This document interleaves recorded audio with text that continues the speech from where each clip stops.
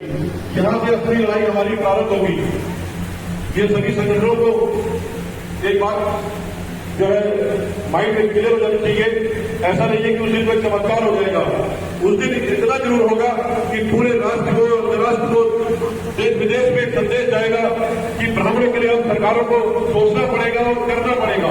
मैं नहीं चाहता कोई भी सरकार से घोषणा करे, क्योंकि उद्देश्य है कि ये बार बार मैं अपनी बाइट से वीडियो बाइट के माध्यम से एक ही बात बोलता हूँ कि ये लड़ाई है, ये स्वाभिमान की लड़ाई है, एक आंदोलन है, ये सम्मेलन नहीं है जो हम लोग ये 24 तारीख को करने जा रहे हैं। आज जो सबसे महत्वपूर्ण योगदान है हर ब्राह्मण का, संगठन का नहीं, हर ब्राह्मण का, क्योंकि ये आयोजन किसी राजनीतिक दल का नहीं है, नॉन पॉलिटिकल आयोजन है, तो इसमें हर ब्राह्मण की जिम्मेदारी बनती है। ऐसा कोई ब्राह्मण नहीं है कि जो आर्थिक सहयोग नहीं दे सकता। जिसकी जितनी पॉकेट अलाउड करती है, जिसका संगठन का, अगर कोई पूरे संगठन के माध्यम से एक साथ सहयोग देना चाहता है वो संगठन के माध्यम से दे। कोई संगठन से नहीं जुड़ा है, इंडिविजुअल देना चाहता है तो वो इंडिविजुअल जो है आर्थिक सहयोग करे। आज जो यहाँ घोषणा होगी वो तो होगी ही, इसके अलावा आप सभी की जिम्मेदारी बनती है, क्योंकि अभी हम सबसे पीछे गए हैं इस महाकुंभ में, वो आर्थिक सहयोग से है।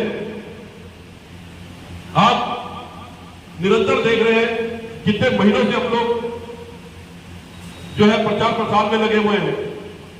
हमने ये नहीं देखा किसी ने सहयोग करा या नहीं करा, लेकिन हमने जो जिम्मेदारी निभाने की बात करी आर्थिक सहयोग, क्योंकि बिना कहीं भी आने जाने में आपको पता है हर चीज में पैसा लगता है, लेकिन जितना हम कर सकते थे इस महाकुंभ में माहौल बनाने के लिए देश में, अगर आज 20 राज्यों में अगर माहौल बना है तो कहीं ना कहीं हमने उसमें बढ़ चढ़कर आप सभी ने योगदान दिया है, चाहे सोशल मीडिया के माध्यम से दिया है, चाहे टेलीफोनिक माध्यम। जिन जिले से हमारे ब्राह्मणों के आदर्श पंडित धर्मवीर शर्मा जी है, एक बार जोरदार ताली हो जाए।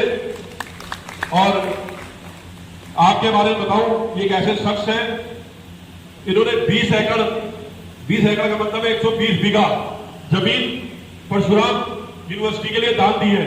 जोरदार ताली हो जाए। और 20 एकड़ गौशाला के लिए दान दी है। अब सोचिए कितना बड़ा कलेजा होगा। और आज हमारे बीच में 70 साल की एज है। मैं भी जब हरियाणा गया था 2 दिन आप ही की छत्र छाया में पूरा हरियाणा घूमा। भाई पवन जी, आप और राजबाला जी जो दिल्ली प्रदेश अध्यक्ष है, सभी ने पूरा हरियाणा घुमाया। मैं धन्यवाद देता हूँ। आज हमारे बीच में आप है, ऐसे ऐसे लोहे के समान ब्राह्मण हमारे बीच में, इसी वजह से आज ये ब्राह्मण महाकुंभ का हमें हिम्मत पड़ी। मैं धन्यवाद देता हूँ सभी का।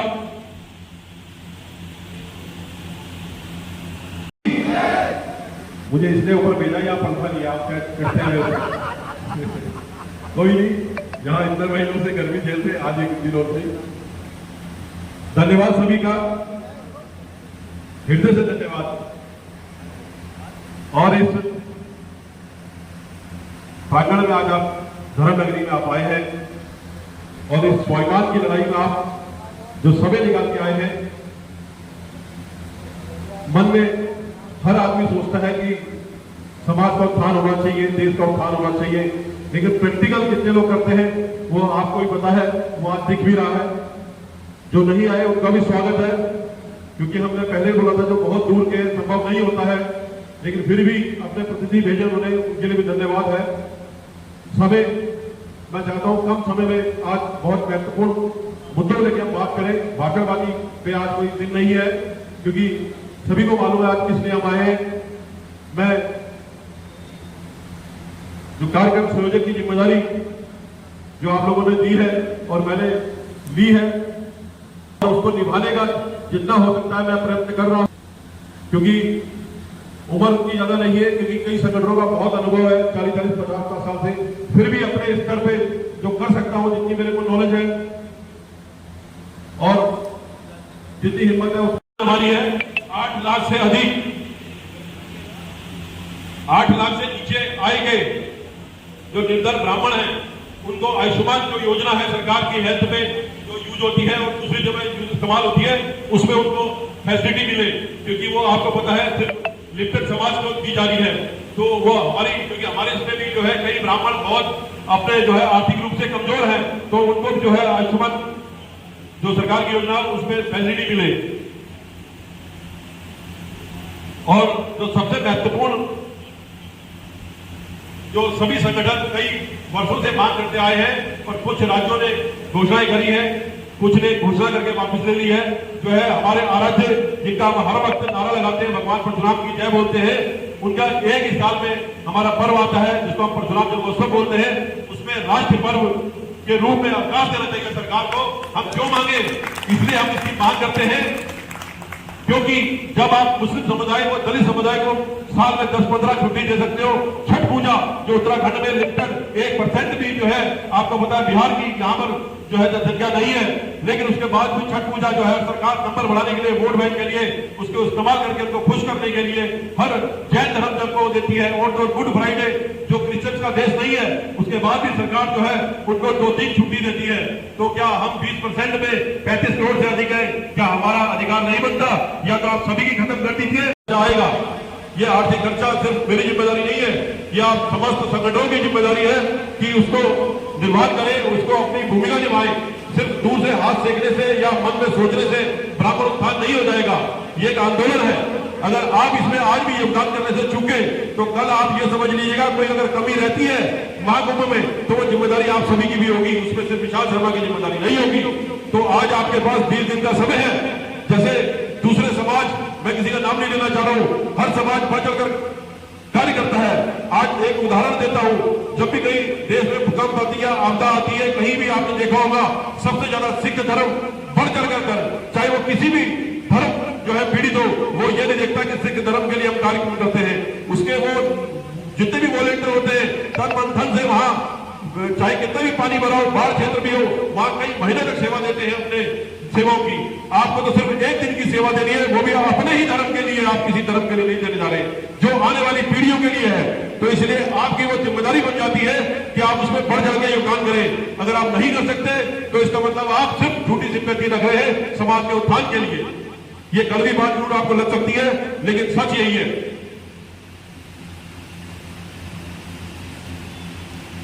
उसके बाद अगली समिति बनेगी मीडिया प्रचार व्यवस्था, क्योंकि किसी भी अतिथि को बुलाओ, मीडिया एक ऐसा जरिया है, सभी को मालूम है, मीडिया को एक अलग से फैसिलिटी देनी पड़ती है, आवभगत करनी पड़ती है। उसके लिए करीब 5 लोगों की समिति अलग से बनाएंगे जो मीडिया की व्यवस्था करेगी, अलग से उनका स्थान बनेगा और उनको मैनेजमेंट रहेगा। क्योंकि कुंभ से करीब 5-7-10 दिन पहले पूरा social media, digital media, print media, इन सब की व्यवस्था जो है कौन उठाना चाहेगा, उन सब की जिम्मेदारी खुद वो निभाएगा। और खास करके वो अगर हरिद्वार का हो तो ज्यादा बढ़िया है, क्योंकि लोकल में ये प्रोग्राम हो रहा है हरिद्वार में, तो मैं चाहूंगा हरिद्वार की वो जिम्मेदारी निभाए। तो ये लगभग व्यवस्था है। आप हरिद्वार में देखते हैं कि जब कुंभ होता है तो एक सरकारी आंकड़ा आता है कि अब की बार कुंभ में इतने लोग उपस्थित हुए, अब की बार श्रावण मास में इतने कांवड़िए आए। तो हरिद्वार तो संख्या के आंकड़ों पर चलता है, और इस हरिद्वार में जब ब्राह्मणों की संख्या होगी, महाकुंभ होगा, तो वह आंकड़ा पूरे भारत को अचंभित करेगा। मेरे को ऐसा लगता है कि आप सब लोगों के माध्यम से हरिद्वार का जो महाकुंभ होने जा रहा है, निश्चित रूप से हमारा जो आंकड़ा है वह पूरे भारत में प्रदर्शित किया जाए, पूरे भारत में एक दिखाई दे कि इतने ब्राह्मण हरिद्वार की धरती में कितने हुए थे। और आप सबको मैं इस बात का विश्वास दिलाता हूं कि हरिद्वार में कभी कोई व्यवस्था की कमी नहीं रही, चाहे 1 लाख आए या 1 करोड़ आए, कभी व्यवस्थाओं की कमी नहीं रहती। हरिद्वार इतने बड़े दिन का है कि वो सबको व्यवस्थित कर लेता है, सबकी योजनाएं व्यवस्थाएं सब बन जाती है। तो हरिद्वार वाले इतना सक्षम है कि आप सबकी योजनाएं बनाएंगे और आप सब लोगों के लिए उचित व्यवस्था रहेगी, निश्चित रूप से कोई कमी होने वाली नहीं है। तो मेरा आप सबसे अनुरोध ये है कि आप अपने जिला, क्योंकि मैंने बचपन से आज तक संघ परिवार में कार्य किया है, विश्व हिंदू परिषद के वर्तमान में जिलाध्यक्ष के दायित्व पे हूँ और मेरा 3रा कार्यकाल है, और उससे पहले बजरंग के प्रदेश संयोजक के नाते मैंने काम किया। तो कोई भी कार्यक्रम जो है योजना पर निर्भर करता है। निश्चित रूप से आपकी योजना कितनी परफेक्ट आपने बनाई है, कितनी योजना को कितनी बारीक से आप देख रहे हैं, उसी पे आपके कार्यक्रम की सफलता है। आप अपने नगर में, नगर के अनुसार, जिले के अनुसार या प्रांत के अनुसार अपनी अपनी योजनाएं बनाएं, अपनी अपनी टीम बनाएं और अपनी एक संख्या का आकलन लेकर के हमारे विशाल जी को दे, ताकि विशाल जी हम हरिद्वार के सभी लोगों के साथ बैठ करके उस योजना पे हम काम कर सकें, ताकि किसी भी रूप में जो हरिद्वार में पधारे लोग हैं उन्हें कोई असुविधा ना हो। मैं ये चाहता हूं कि जो हरिद्वार में आए ब्राह्मण लोग, उनकी योजना ऐसी हो कि उनको लगे कि भाई हरिद्वार में कोई योजना बनी है, लेकिन वो तभी बन पाएगी जब आप सब लोग एक सही खाका बना करके हमें पेश करेंगे। हमें लगभग दलित, मुस्लिम, बहुत सारे ऐसे नाम हैं, चाहे वो ओबीसी में आते हैं, सबको आरक्षण मिला हुआ है। जिसकी हमारी जो महत्वपूर्ण लड़ाई है वो है आर्थिक आधार पर आरक्षण हमें भी मिलना चाहिए। सहमत आप इससे? क्योंकि सरकार आपको पता है, हम कहेंगे आरक्षण खत्म कर दो, वो हवा को मुट्ठी में पकड़ने के बराबर होगा। तो हमें पता है वो चीज संभव नहीं है। जो चीज संभव हो सकती है हमने मंथन करके उसी कार्य को करने की बात कही है, क्योंकि ब्राह्मणों ने ठेका नहीं लिया है सभी समाज के उत्थान का। हमेशा देश को आगे बढ़ाने में ब्राह्मणों का योगदान रहा है। आज हम ही क्यों पीछे अपनी सारी क्षमता हम दूसरे समाज को आगे बढ़ाने में लगा देंगे और हमारे बच्चे कहां जाएंगे? ये सभी को मालूम है कि आरक्षण की वजह से ही आज हमारा जो ये हाल हुआ है, उसकी मुख्य भूमिका जो मैं मानता हूं वो आरक्षण की है। हमारे बीच में भाई अरुण शर्मा जी है, देहरादून से, अखिल ब्राह्मण महासभा से आप अध्यक्ष हैं उसके, और साथ में डॉक्टर वैद्य जी आए, आप सभी का स्वागत है। आप स्थान लेंगे अपना। और भाई अरुण शर्मा जी की तरफ से सबसे पहले 11,000 रुपए की जो राशि, सहयोग राशि दी थी, आप ही ने दीजिए, एक बार 14 तालियां हो जाए। फिर उसके बाद जो है पांडे जी ने अपने हैंड से सहयोग कराया, खुद भी आपने जो है 51 रुपए दिए, और भी कई दूर दराज सबसे आपने जो सहयोग करवाया। धन्यवाद गोविंद वल्लभ पांडे जी की तरफ से। दूसरी मांग है हमारी, जो 1990 में कश्मीर में, जो आपको पता है 5 लाख से अधिक ब्राह्मण जो वहां से भगा दिए गए थे मार काट करके, जो आज भी कई हजार ब्राह्मण, कई लाख ब्राह्मण कैंपों में जो है स्थापित किए गए हैं, उनकी कोई दशा लेने वाला नहीं है। हम क्योंकि भाई ब्राह्मण है तो हमारी जिम्मेदारी बनती है कि अगर हमारा ब्राह्मण कहीं पीड़ित है, हम बोलते हैं ना कि हम सब ब्राह्मण को दिक्कत में हमें बताएं, तो ये ब्राह्मण भी हमारी जो है हिस्सा है हमारे अंग के। तो आज तक न्यायिक जांच नहीं हो पाई 1990 से। आप क्या न्याय मिलेगा ये आप देखिए। तो हम सरकार से मांग करते हैं, एक न्यायिक कमेटी उसमें गठित होनी चाहिए, शीघ्र ही उस पर कार्य भी होना चाहिए। और जो दिक्कत में है, एक कैंप में 10-10 परिवार रह रहे हैं, तो उनको जो है स्थापित करके कहीं ना कहीं जगह दी जाए। दूसरी मांग ये है,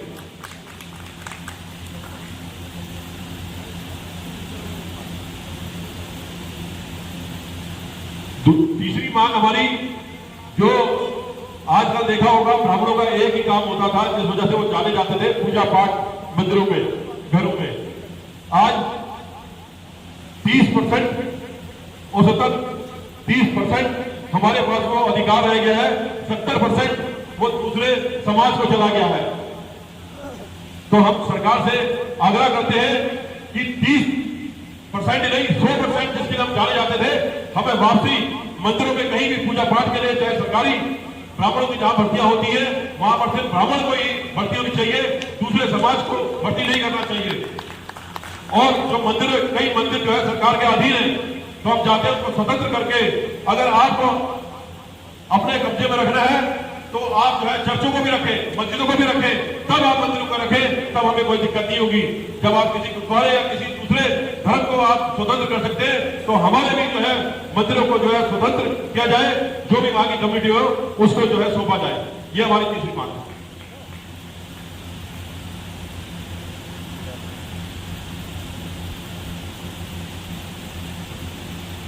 साथी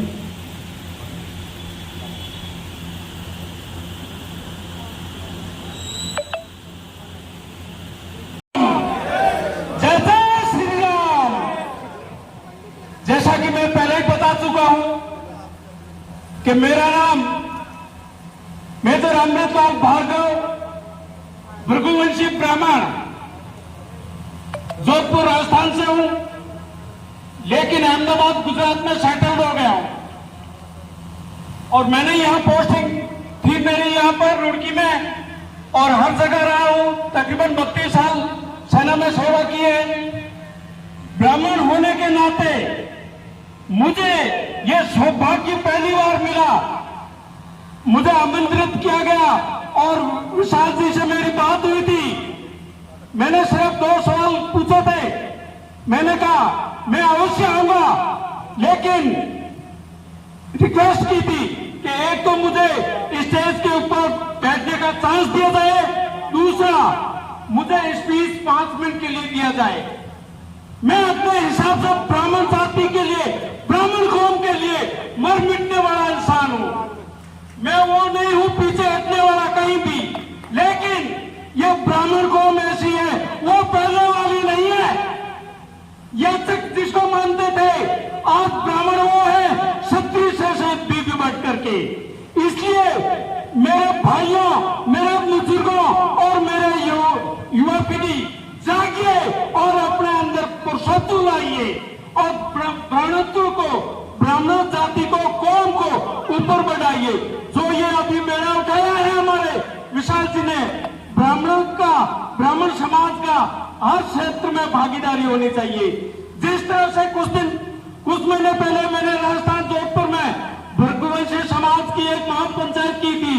उसमें यही क्या होता कि पंचायत से लेकर पार्षद, विधानसभा, सांसद, हर क्षेत्र में हमारे युवा पीढ़ी को आगे आना चाहिए। जीत या हार जीत वो अलग चीज है, लेकिन अपने युवा भाइयों से निवेदन करता हूं कि वो हर जगह अपने फॉर्म भरे और अपना कौम का नाम उछाले। तो मैं सबसे बड़ा क्षमा चाहूंगा कि ज्यादा टाइम ले लिया है तो माफ करना मुझे, लेकिन दोस्त जो सब थे, विशाल जी का मैं बहुत बहुत शुक्रगुजार हूं, मुझे यहाँ बुलाया और मेरे राजस्थान और गुजरात की तरफ से मैं रिप्रेजेंटेटिव होकर आया हूँ। भृगुवंशी ब्राह्मण, देशांतरी, ज्योतिषी समाज और जोशी समाज की ओर से। बाकी 24 तारीख को मेरे समाज दिल्ली से और गुजरात से और राजस्थान जोधपुर से आएंगे, भृगुवंशी देशांतरी समाज से। और रही बात इसमें, मैं मेरी तरफ से व्यक्तिगत तौर पर 5100 रुपये मैं करता हूं ब्राह्मण महाकुंभ के लिए। बोलो जय जय श्री राम, जय परशुराम, जय परशुराम, जय हिंद, जय भारत। इसके बाद पंडाल व्यवस्था समिति बनेगी, क्योंकि कई हजार ब्राह्मणों की बैठने की व्यवस्था और बाकी व्यवस्थाएं वहां देखी जाएगी। उसमें क्योंकि कम से कम जो है 200 हमें कार्यकर्ता चाहिए होंगे। कौन संगठन कितने कार्यकर्ता दे सकता है वो अभी इसके बाद बताएगा। फिर हम उनको जो है बांटेंगे किस में कितने रखने हैं समिति में। फिर उसके बाद है आवास व्यवस्था, क्योंकि ये पहला महाकुंभ ऐसा होने जा रहा है जिसमें उत्तराखंड का योगदान मुझे लगता है 10% योगदान है, 90% बाहरी राज्यों का योगदान होगा। एक बार जोरदार ताली हो जाए बाहरी राज्यों के लिए। ये हमें गर्व होना चाहिए, क्योंकि सबसे ज्यादा जो रिजर्वेशन हुए हैं, जिन्होंने कंफर्मेशन दी है, वो बाहरी राज्यों के छत्तीसगढ़, झारखंड, बिहार, राजस्थान, मध्य प्रदेश, भोपाल, गुजरात, सबसे ज्यादा जो है राज्य तो वो अतिथि है हमारे लिए। तो एक दिन लगभग सभी लोग पहले आ जाएंगे, तो उनकी रहने की व्यवस्था हम अपनी ओर से कर रहे हैं, क्योंकि हरियाणा से जो अधिकांश ब्राह्मण आ रहे हैं, हरियाणा वालों ने वादा करा है कि आप हमारी व्यवस्था हम पर ही छोड़ दें। एक बार जोरदार ताली हो जाए हरियाणा वालों के लिए, वो खुद अपनी व्यवस्था कर रहे हैं। पवन भाई आए हुए हैं आज हरियाणा से प्रेजेंट कर रहे हैं, जिन्होंने सबसे पहले हमें इस महाकुंभ की जो पहली 9 अप्रैल की बैठक हुई थी, आपने पूरी व्यवस्था कराई थी। अभी हरियाणा में भी गया, करीब 4 जिलों में आपने मीटिंग करवाई। और आपकी जो है हमें गर्व होना चाहिए, उत्तराखंड में हरिद्वार जैसी धर्म नगरी में इकलौती ब्राह्मण धर्मशाला आपकी, एक बार जोरदार तालियां हो जाए।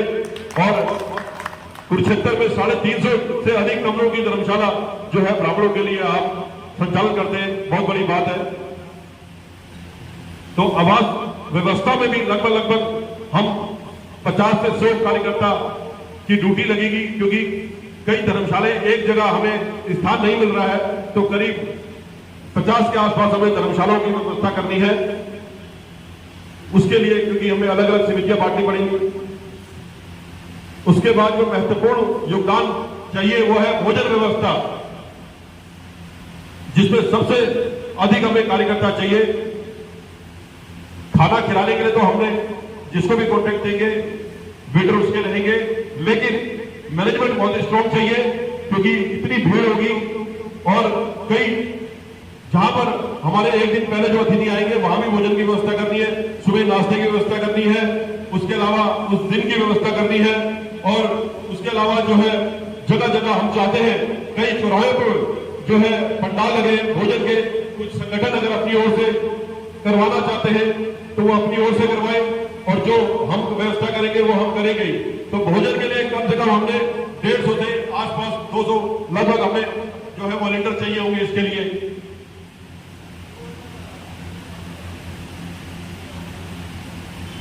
फिर आ जाता है यातायात व्यवस्था।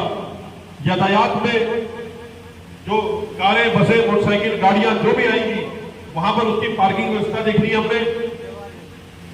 और जो कुछ लोग पहले आएंगे उनको भी सही तरीके से गाइड करना है, तो उसकी भी इसी समिति में जो है कार्यकर्ताओं की टीम बनेगी।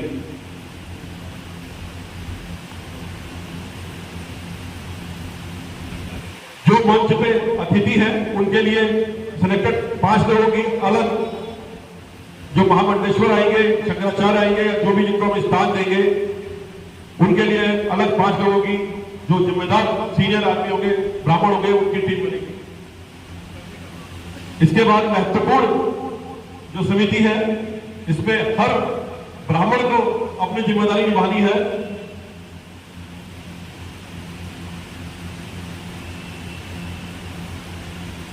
पंडित राजेश कौशिक जी जो एडवोकेट है, जिनके बारे में अभी बताया था मैंने, और प्रेम प्रकाश शर्मा जी, और नाम एक शायद पढ़ने में नहीं आ रहा, भट्ट ब्राह्मण फैशन से।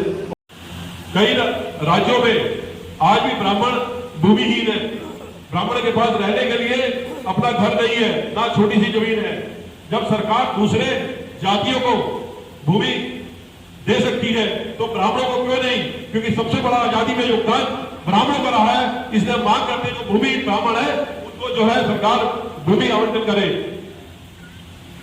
जिसको समझ आए वो ताली बजा सकते हैं इस मांग में। एक हमारी मांग है कि सरकार जो है कई जगह हर धर्म की बड़ी बड़ी प्रतिमा लगाती है भगवानों की, उनके जो भी आराध्य है। हम चाहते हैं हमारे जो तीर्थ स्थल है उत्तर प्रदेश में, गढ़गंगा जो है तीर्थ स्थल है, आपको पता है कांवड़ टाइम में सबसे ज्यादा पवित्र माना जाता है हरिद्वार के बाद। वहां पर और हरिद्वार में भी और जहां भी काशी में भी वहां पर विशाल भगवान की जो है प्रतिमा स्थापित की जाए।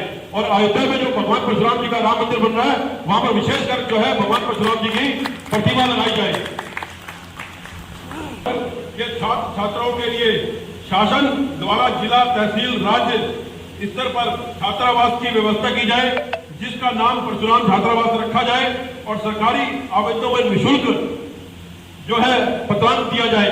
क्योंकि आज की डेट में बच्चा पढ़ने के बाद जब कोई एग्जाम देने जाता है उसको तो देने पड़ते हैं 2,000-5,000 रुपए, और दूसरे समाज की जाति को वही 10% सिर्फ कॉस्ट पड़ती है। तो वो सजा जो है हमारे ब्राह्मण बना दी जाए, या न्यूनतम किया जाए, या उसको छूट दी जाए, या सबको एक समान अधिकार दिया जाए।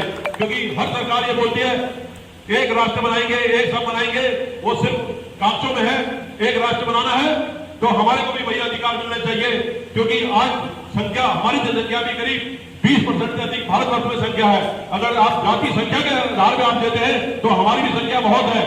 तो मैं चाहता हूं कि हमारे भी युवाओं को, जो भी युवा पढ़ने के बाद एग्जाम देने जाता है, क्योंकि आपको पता है सबसे ज्यादा कंपटीशन देने में स्वर्ण और सनातनी, क्योंकि जो लड़ाई है, मैं आपको दूसरी बात बताना चाहूंगा, ये आपके भी समझ आनी चाहिए। क्योंकि सिर्फ ब्राह्मण की जिम्मेदारी नहीं है, आप सभी को यह भी संदेश दीजिए कि इस महाकुंभ में जितने भी सनातनी और सोल है, क्योंकि हम आरक्षण और एसटी एक्ट के बहुत अगेंस्ट हैं, क्योंकि एसटी एक्ट की वजह से, क्योंकि ये जो दुरुपयोग हो रहा है, कई हजार यूथ, आप जाके जेलों में पता करो अगर ये बात गलत है, कई हजार जो है जो युवा है वो बेगुनाह जेलों में बंद है, क्योंकि सरकार ने ऐसा नियम बना दिया, पहले गिरफ्तारी होगी उसके बाद जांच होगी, उसकी तो जिंदगी खत्म हो गई, उसका परिवार समाज उसके लिए वो, क्योंकि 6 महीने बाद आपको पता है जमानत होगी, वो भी होगी होगी गारंटी नहीं है, तब तक उसकी जिंदगी खत्म हो जाती है। तो अभी हाल में सुप्रीम कोर्ट ने एक आदेश भी दिया था कि पहले जांच हो उसके बाद हो, लेकिन यहाँ जो सरकार है, आपको पता है केंद्र सरकार तुरंत अध्यादेश लाई, उसको पलट के रख दिया। तो ब्राह्मणों के साथ जो अत्याचार एक तरफा जो है ये सरकार घोषणा कर रही है, वो सरासर गलत है। तो हम चाहते हैं इस पे 2 मांगे समस्त सनातनी और छोड़ों के लिए भी आप एक समाज में संदेश दो, ये उनकी भी जिम्मेदारी है, महाकुंभ में आकर के अपनी एकता दिखाए, सिर्फ हमारी जिम्मेदारी नहीं है। हम आयोजक के रूप में ब्राह्मण जरूर है, क्योंकि ब्राह्मण ने हमेशा देश हित के लिए और राज्य हित के लिए, समाज हित के लिए कार्य करा है, वो हम आज भी इस मंच के माध्यम से, महाकुंभ के माध्यम से कर रहे हैं। तो अगर उनके भी बच्चे पीड़ित हैं, अभी 5-7 दिन पहले ही हमारी अभी लेटेस्ट घोषणा है, चेयरमैन है दुबे जी सिद्धार्थगंज उत्तराखंड में, उनके ऊपर एसटीएफ केस लग गया, जबरदस्ती केस लग गया, क्योंकि राजनीतिक कहीं ना कहीं शिकार हुए हैं वो, और आज उनको जो है उनके बिल्कुल गर्दन के ऊपर जो है गिरफ्तारी लटकी हुई है।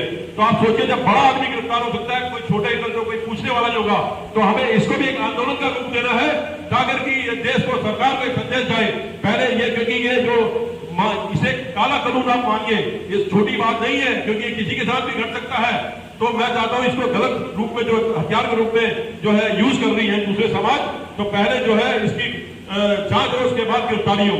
अगर आप सहमत हैं तो इसमें बताएं।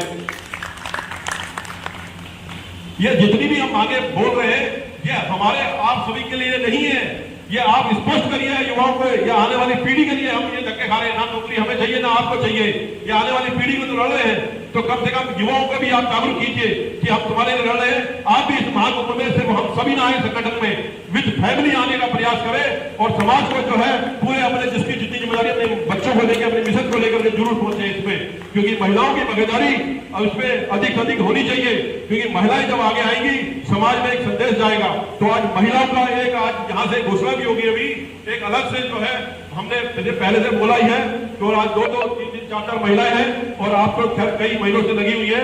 मैं चाहता हूं महिलाओं का एक अलग से सम्मान के रूप में जो है इस महाकुंभ में एक अलग विंग बने, और जिसकी जिम्मेदारी जो आप में से उठाएगा वो खुद स्वीकार करे।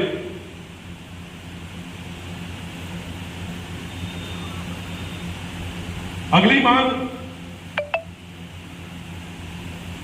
देश में जितने भी पुजारी पुरोहित हैं, जैसे मौलवियों को 20,000 25,000 रुपए मासिक भत्ता मिलता है, मैं चाहता हूं हमारे पुरोहितों को भी जो है मासिक भत्ता मिले, क्योंकि आपने देखा होगा कोरोना काल में कई महीने मंदिर बंद रहे, उनको राशन सभी एक दूसरे लोगों ने हेल्प करी, और आज की डेट में मंदिरों में कितना क्या आता है, कोई 2 रुपए जलाता है, कोई 1 रुपया जेब में पहले हाथ डालता है, सबसे छोटा सिक्का होगा वही जाके मंदिर में जलाऊंगा। उनके बच्चे कहां पढ़ेंगे, उनको शिक्षा कहां होगी, उनको रोजगार कैसे मिलेगा?